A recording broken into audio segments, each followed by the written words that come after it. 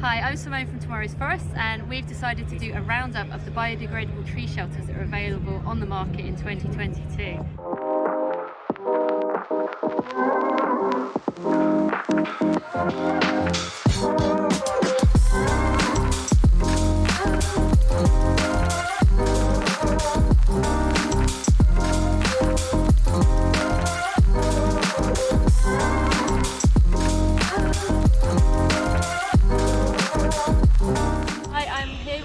Richard from Green Tech. What we're going to do is talk through some tree tube options that are available on the market this year.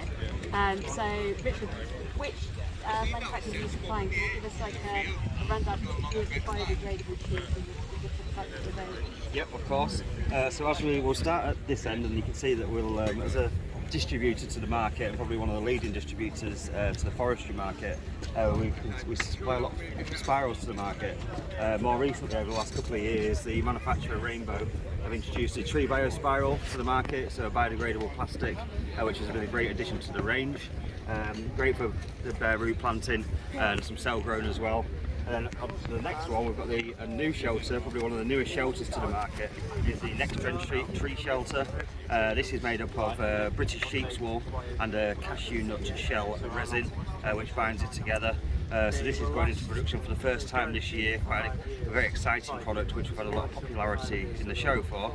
And then going on to the next one is probably been the leading brand of tubes over many years is Tubex brand. So on the left hand side you've got the Polypropylene Shoes, which many people have seen over the years. These have been a great product for many years. They're probably one of the best products that we've seen over the years, and we get the best outcomes for the plants. One thing that we've seen especially over the last 3 or 4 years, is the use of plastics within woodlands. And there's nothing worse when you see plastic shelters being left on trees when you're walking the dog on a Sunday morning. So Tubex introduced the collection recycling scheme maybe a couple of years ago. So this encourages the end user, the client, to take the shelter off once they've served the purpose. So Tubex and Green Tech will work together for £39, which per bag you can fit 400 shelters in, and then we will send you the bag, and then you would fill the bag, and then we come and collect it again, and then they would go back to one of Tubex's recycling centres to be recycled and actually end up back into a Tubex product. More recently, over the last 18 to 24 months, Tubex have also brought out a biodegradable product in the Tubex Nature Guard. Again, 100% biodegradable bioplastics, so another great addition to the market. So hopefully this is what we're seeing in the future, and this is what we've wanted to see for the last few years. And what's the demand like for biodegradable tubes? Are people really starting to ask for it? Yeah, we've had a really good show, and biodegradable has been on the top of the agenda for our whole product portfolio. So it's great to see that we've actually got some options to offer to the market. And what are the particular challenges with biodegradable tubes? What is it that's sort of made manufacturing them so complicated? I'd say the expense of the raw materials that you compare to a polypropylene guard. These guards have actually got 30% recycled material in them. But when the bioplastics build up, it's the expense of them, I would say, and then getting them into the country or into the products to actually manufacture the bioproducts. So the industry has to accept that they might have to pay more for them, but actually gives their clients the actual biodegradable option, which they've been crying out for. How long do the biodegradable tubes last? Have they got sort of different rates of decomposition? Or yes, we've had different stories on each one, but say most of them last for a minimum of 5 years.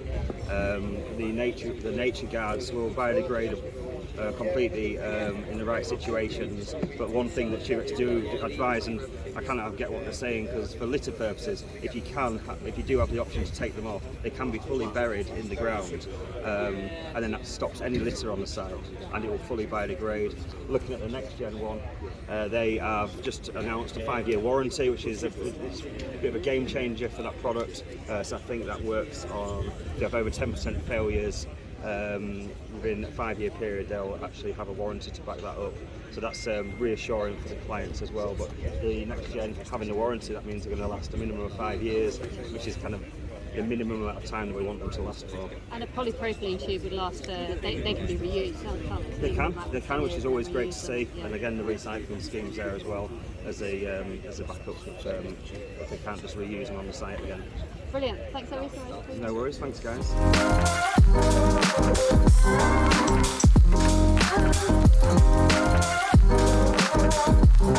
Hi, I'm here with James at Tubex, and he's going to talk us through some of the tree tubes that Tubex manufactures and sells on through retailers like Green Tech. So James, tell us about, first of all, let's start with polypropylene tubes.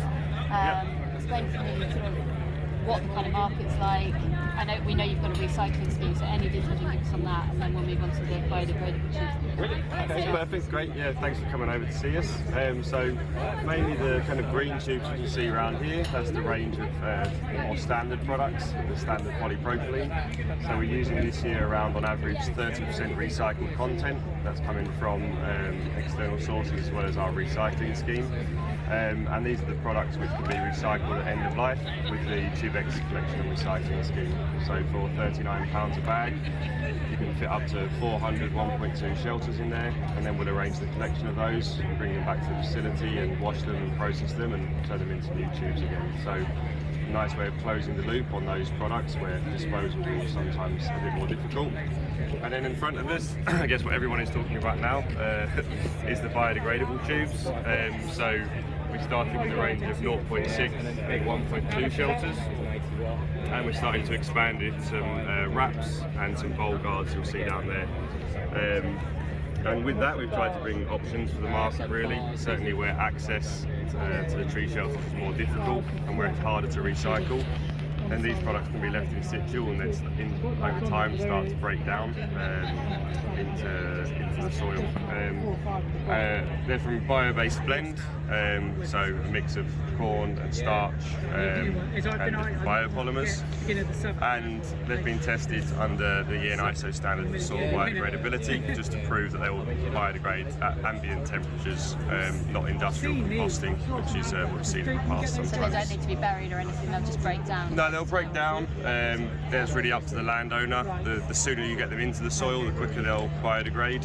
So you can mulch or bury them if after the end of their life you want to be rid of everything from the site, or you can leave them and over the coming years then they'll start to break down, fall to the ground and biodegrade. And do you make those in the UK? Yeah, so the good thing about these products is they're made in all the same facilities as the standard products, so it gives us a lot of flexibility and ways to switch to the market as it grows. So we have the volume there, should people want to move more to biodegradable, then we can offer that. And if people want to do more recycling, we still have the same assets. So you've got real scalability there, that's great. Yeah, hopefully, and we are seeing more and more each year, people switching over to these products, and I'm sure that will continue in the coming years. Brilliant, thanks very much. Okay.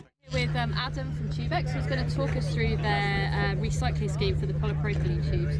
So, run through it, you've got all the stages here, haven't you? So if you start here and tell me how it goes through, that'd be great. Yeah, so we're quite proud of our collection and recycling programme that we have at Tubex, and this is just a quick summary of each stage of the process from beginning to end.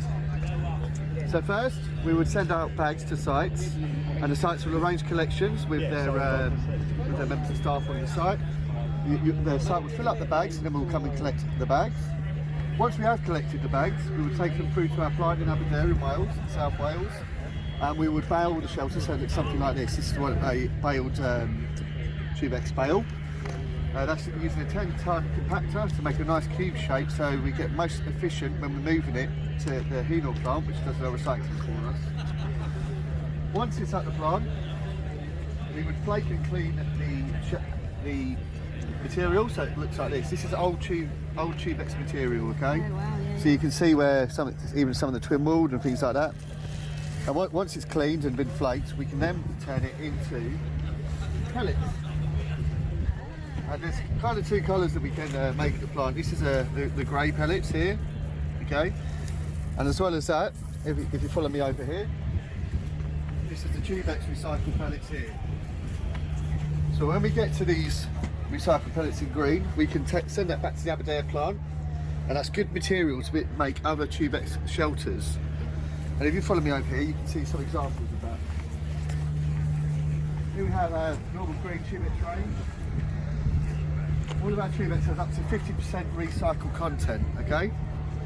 And the idea is to keep a lower environmental impact score.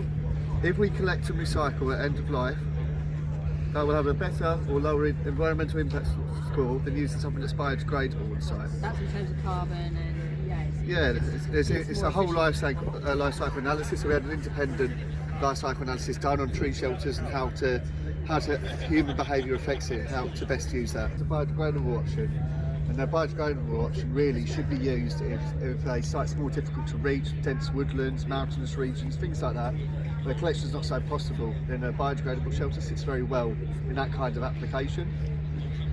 The only thing with biodegradable is we want to try and get some kind of real industry standard by working with other manufacturers to make sure that everyone's working towards the same goal and it's really clear for the users. Because at the moment it's still a little bit cloudy on what exactly biodegradable is, what compostable is.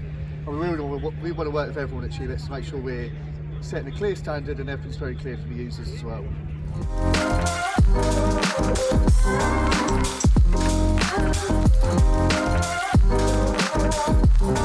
Hi, I'm here with Ollie from Vigilis Bio, and he's going to tell us about their range of biodegradable tree shelters. So it looks like you've been doing some really amazing trials from the map in the background. So tell us a little bit about how you developed it and what you've been doing. Yes, so with 3 years of research with our partner bioplastics specialists in that field, we've come up with a polymer which is a derivative of potato, wood and corn, which if you would look at it, you would think, oh, it's a normal plastic, but no. So it does exactly the same as what a traditional shelter would do in terms of the structural and support of a traditional tree shelter. However, after that 5-year period, it will start to break down and degrade, fire degrade, eaten by the microorganisms in the soil over around about a 2-year period, dependent on the environment. However, yes, as you alluded to, we've done the science, but to back up that science, we're in the middle of a extensive UK trial where we've got over 40,000 shelters in the UK, as you can see behind me, situated from Scotland all the way down to the south of England. All the range of shelters from 60 to 1.5 metres, and we're going out periodically every 6 months or so, try and get to as many sites as we can to test the structural integrity of the shelter, and also obviously importantly the life of the tree. That's what these bad boys are for, aren't they? To help and support the tree grow. Part of the reason for doing this is because you've got different climates in each area, is it? And the shelters are going to act differently. Yes, yeah, we want to understand how the shelters work in different ways, more highly exposed to heavier wind or rain or sunlight. We know it will react slightly differently to different, but this is really going to tell us a lot of information. So we've done a lot of lab results and testing. Over 750 different materials samples were tested before we came up with this. We want to share our experiences with the industry. We don't want to keep it a secret. We believe in our science. We believe we're doing the right thing for the industry. So that's why we'll be periodically sharing our information. And as we go along this journey, we want the industry to come along the journey with us too. Hi, so I'm here with Alex from Bioplastics, who are behind the Vigilis Bio tree shelters. They did the development and the testing, and Alex is going to tell us a little bit about the testing that they did and how they came up with the composition materials that they used. So go ahead, Alex. Thank you. So in Bioplastics, we developed roughly 50 different formulations for this project. We all get them through testing for weathering and biodegradation, obviously, because that was our two main targets. So for weathering, we've done the test lab first, which is accelerated weather aging. So you've got here some samples to show you how it's gonna age. So that is just a little strip of a normal shelter that we put into that weathering machine. 500 hours of this is actually the equivalent of a year in the outdoor. So you've got here 2 years, 3 years, 4 years and 5 years. So as you can see, over time, the material get attacked by the UV and the cycle of humidity inside the machine. It is a normal aging of material in the weather. If this is exactly how we want the shelter to age after 5 years. It's our way to basically, as quickly as possible, have some material getting onto the ground, and it's where the biodegradation is going to kickstart. For the biodegradation, we put some bits of this material with contact on the soil, and we put that under the microscope. So as you can see here, you've got microscopic pictures. That is the material that you can see on the background, so that's a very big zoom. Here, it's actually a fungi growing into it, and that is bacteria. They're all like in synergy, building a team up to digest the material. There is a hole because fungi are actually going through the material because they're eating it.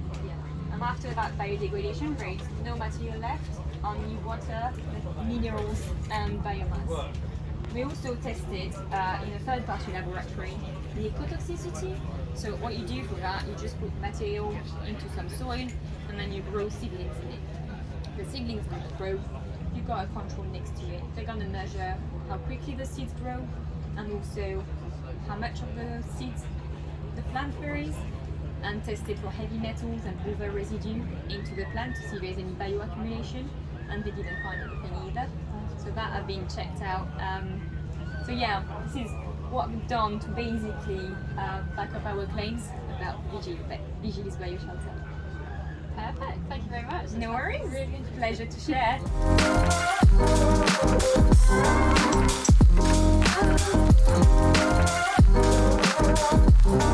Hi, I'm now here with Simon from Rainbow Professional, and he's going to talk us through the tubes that they've got, the tree tubes that they've got in their product range.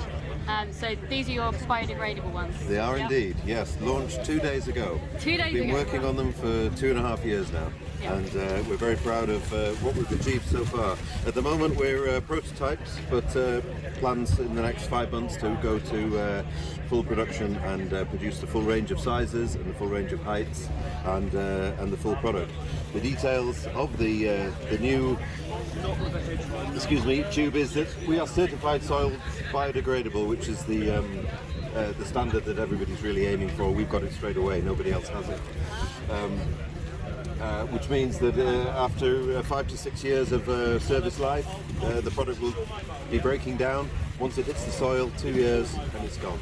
It just becomes CO2, water, usual sort of biomass product. Even could become a fertilizer for the tree. It's also safe for the marine and freshwater environment, so if it gets lost in the water, if there's a flood, or they end up in the sea, it's no problem at all. Yeah, it's safe for water. It's contained with 15% wood from UK sources, which is FSC certified wood, UK sourced, and bio oil, which is a European bio oil.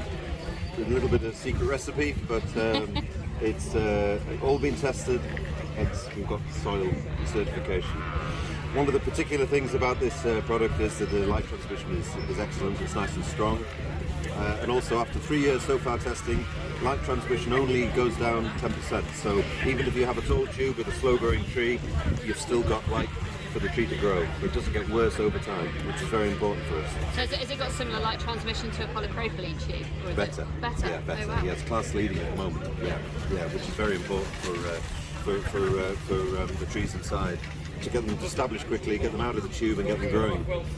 So yeah, at the moment we've got a range of heights, but like I say, these are prototypes. We are still sticking at the moment with the plastic nylon ties, simply because of the efficiencies of insulation and the strength that this tie offers. Really important for the whole product to work properly. So it is something, this won't be the final tie, but it will be white or cream so we can see it in the ground.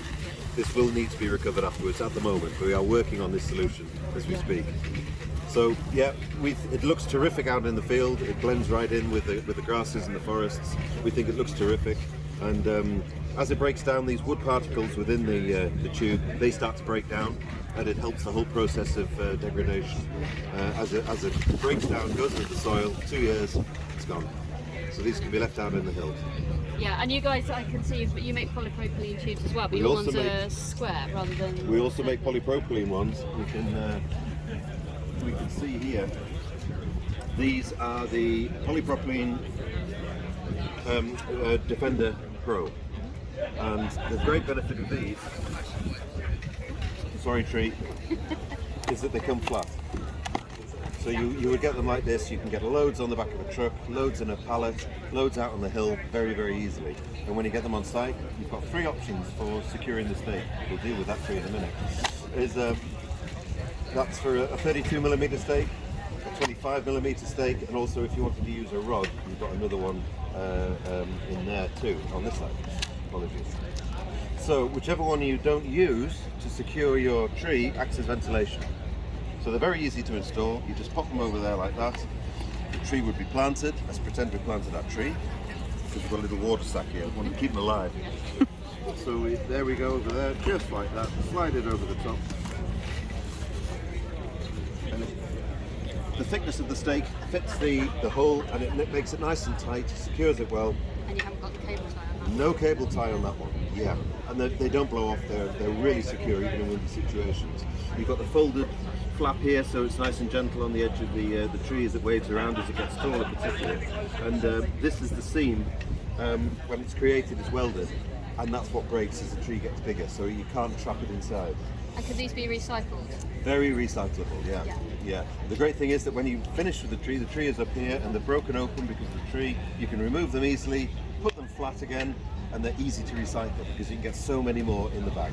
So you can transport more in one go than you can with circular tubes. Absolutely, yeah. We export a lot of these because of that benefit as well. But the benefit for exporting is exactly the same in the UK for storage, for on the pallet, for out in the woods. Yeah. They're great for that point of view, and they're easily recyclable. That's the important. Brilliant, really interesting. Thanks very much. Okay, very good, thank you. Rainbow Professional also make biospirals, that's my word, and this is Pierre, and he's just going to talk us through the advantages of using these. Yes, so this biospiral has been launched now about 3 years ago. It's been widely commercialized now in the market. 1 in 5 spirals are currently made from this product. It's based on cornstarch. What we use actually is we use a recycled cornstarch product, the same type of products you would use from a Danone yogurt pod, for example, that's biodegradable. And you would use that in, we would use all the offcuts of it. The product is classed as fully compostable in industrial circumstances, but in the environment also it will degrade over time, and it will degrade both via air and in the soil over a longer period of time. A really cool thing about it is that the carbon footprint is about 5 times lower than a normal type of plastic. So actually when it's being produced, it sucks carbon out of the atmosphere and it captures carbon. In that sense also, with all of the worries about carbon, this is a big step in the right direction. It acts and it looks very similar to a normal spiral, and it's very easy to use. So yeah, we believe it's a fantastic product, and in terms of price range, it is a little bit more expensive than a normal spiral, but it comes out at a similar type of price range as a normal plastic shelter. So also, if you want an environmental solution that is quite cost effective, biospiral is maybe what you need. Brilliant, thank you very much. So I hope you found that interesting. We thought it was absolutely fascinating talking to all the different vendors and manufacturers. Let us know which tree shelter is your favourite and what you think about all the different options. And please don't forget to like and subscribe.